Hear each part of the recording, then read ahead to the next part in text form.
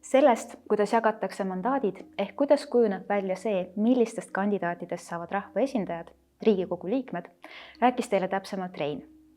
Nüüd aga räägime, mida see mandaat poliitikul Riigikogus teha võimaldab. Nagu Reinu loengust võis mõista, on Eesti valimissüsteemis erakondadel oluline roll, toetamaks kandidaatide valituks osutumist. Ringkonna- ja kompensatsioonimandaatide kujunemine sõltub ju muu hulgas erakonna edust. Kui kandidaadid sõltuvad valituks osutumisel erakonnast, võib tekkida ka küsimus, kui sõltuvad on nad erakondade poliitilistest lähenemistest Riigikogu siseotsuseid tehes. Eesti riigi põhiseaduses on sõnastatud printsiip, mille kohaselt kehtib vaba mandaadi põhimõte.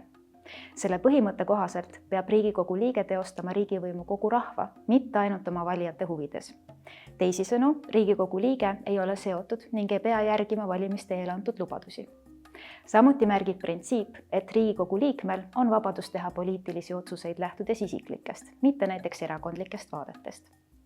Nii võib öelda, et Eestis pole Riigikogu liikmel õiguslikult siduvaid juhiseid, mida nad rahvast esindades järgima peavad. Vaba mandaadi põhimõte tähendab ühtlasi, et Riigikogu liige ei saa ametiajal tagasi kutsuda rahvas või erakond. Kui Riigikogu liige astub või arvatakse ametiajal fraktsioonist välja, saab temast fraktsiooni mittekuuluv saadik, kuid tema liikmevolitusi see ise ei lõpeta. See võib aga maalida üsna mustvalge pildi selle kohta, millised on rahva võimalused oma valitud esindaja vastutusele võtmiseks, kui Riigikogu liige ei talita nende ootuste kohaselt. Tegelikult on siiski valijatel võimalus oma hinnang anda järgmistel valimistel, ehk valijate ootuseid mitte täitval Riigikogu liikmel pole tõenäoliselt põhjust oodata siis ka suurt häältetoetust. Samuti on reaalsus teine ka Riigikogu liikme ja erakonna vaheliste suhete kontekstis. Kuigi Riigikogu liikmel on tänu vaba mandaadi põhimõttele võimalik talitada oma südametunnistusest ja isiklikest seisukohtadest lähtuvalt, on kirjutamata reeglina eeldatud fraktsiooni solidaarsus. Erakonnad küll ei tohi sundida Riigikogu liiget erakonna poliitikate kohaselt otsustama, kuid tegelikult on erakondadel hoovad, mille abil siiski saadikut mõjutada saab.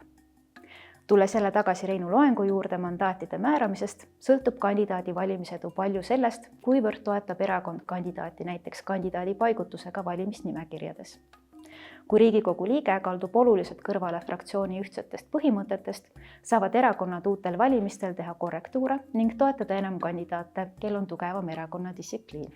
Põhiseaduse sama paragrahv sõnastab ka Riigikogu liikme indemniteedi ehk vastutamatuse põhimõtte.